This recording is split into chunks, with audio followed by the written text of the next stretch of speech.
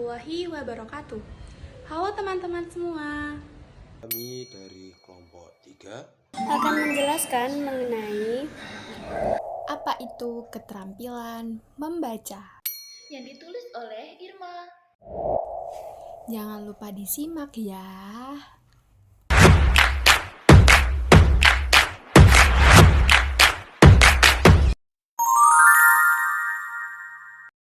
Membaca merupakan proses kompleks yang melibatkan pengolahan informasi melalui teks tertulis untuk memperoleh pemahaman, pengetahuan, dan kesadaran.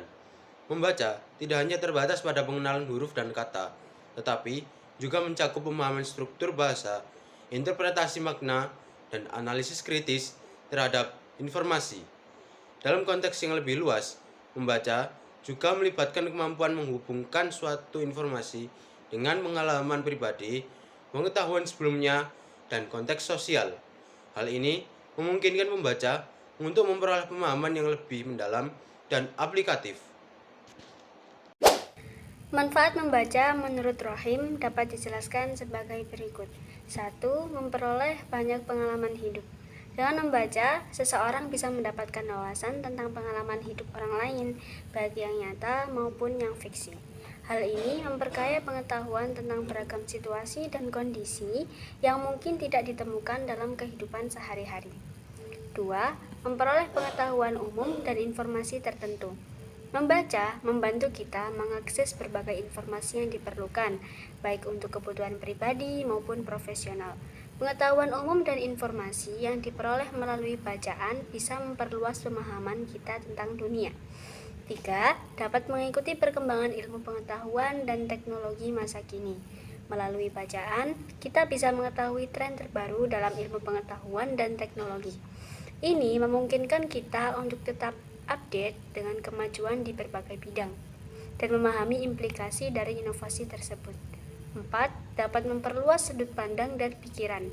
Membaca membuka pikiran dan pandangan kita terhadap berbagai perspektif, baik dari penulis maupun dari budaya yang berbeda. Ini dapat membantu kita menjadi lebih terbuka dan menghargai keberagaman dalam kehidupan. 5. Dapat memecahkan berbagai masalah kehidupan. Dengan membaca, kita bisa menemukan solusi untuk berbagai masalah kehidupan. Buku, artikel, dan sumber lain seringkali menawarkan saran praktis, teori, atau strategi yang bisa diadopsi untuk menghadapi tantangan yang dihadapi. 6. Memperkaya perbendaharaan kata, istilah, dan ungkapan. Membaca secara teratur dapat memperkaya kosakata kita.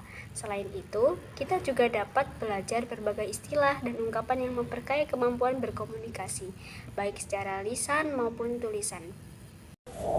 Baik, jadi di sini saya akan mempresentasikan tujuan membaca menurut Faridah Rahim yang berisi 7 tujuan membaca.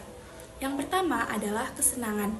Membaca dapat menjadi sarana hiburan dan relaksasi, seperti membaca novel, cerita pendek, ataupun puisi. Lalu yang kedua adalah menyempurnakan membaca nyaring. Membaca nyaring membantu melatih pelafalan, intonasi, dan ekspresi saat berbicara di depan umum. Yang ketiga adalah menggunakan strategi tertentu. Pembaca memilih teknik yang sesuai, seperti skimming untuk menemukan ide pokok atau scanning untuk mencari informasi yang spesifik. Lalu yang keempat adalah memperbaharui pengetahuan. Membaca membantu pembaca menambah wawasan dan memahami perkembangan terbaru dalam suatu bidang. Lalu yang kelima adalah mengaitkan informasi baru dengan yang sudah diketahui. Membaca mengembangkan kemampuan berpikir kritis dengan menghubungkan fakta baru dengan pengetahuan yang sudah dimiliki. Lalu yang keenam adalah memperoleh informasi untuk laporan lisan maupun tertulis. Membaca menjadi dasar untuk membuat presentasi, laporan, atau karya tulis yang informatif. Lalu yang ketujuh atau terakhir adalah mengonfirmasi atau menolak prediksi.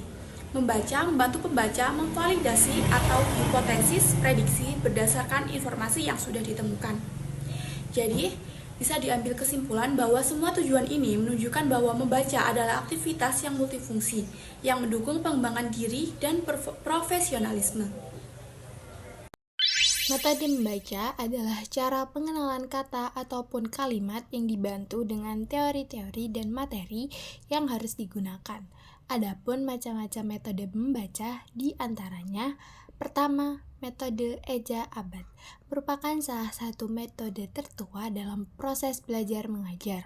Metode eja terdiri dari pengenalan huruf atau abjad A sampai Z, dan huruf abjad tersebut dilafalkan sesuai bunyi abjadnya.